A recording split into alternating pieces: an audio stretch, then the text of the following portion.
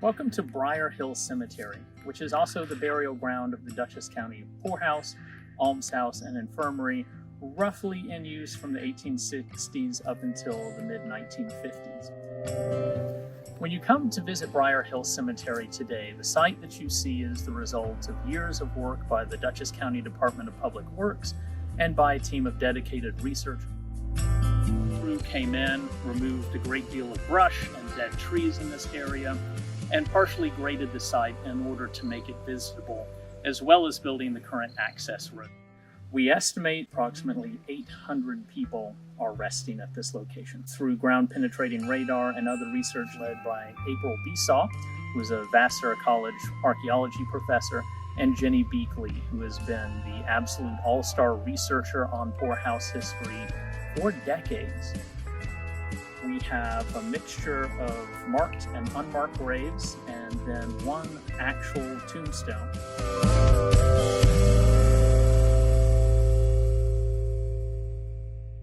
Every person interred here at Brier Hill Cemetery had a distinct story to tell, one that adds to the richness of Dutchess County history.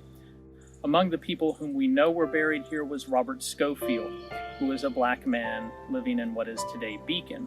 He enlisted in 1865 to fight in the Civil War, serving in a black regiment, and died in 1894 and was interred here somewhere on the site in a currently unmarked and unknown grave. There is only one standard form of grave marker left here.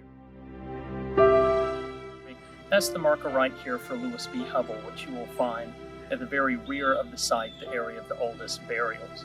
Hubble was a farm laborer who was born out in Armenia earlier in the 19th century, worked and lived in Dutchess County all of his life until he came down in ill health late in his life, came to the county poorhouse, and unfortunately passed away here. Some years after his death, his sister came to the poorhouse, located his gravesite, and had this marker created and installed in order to commemorate him for years to come.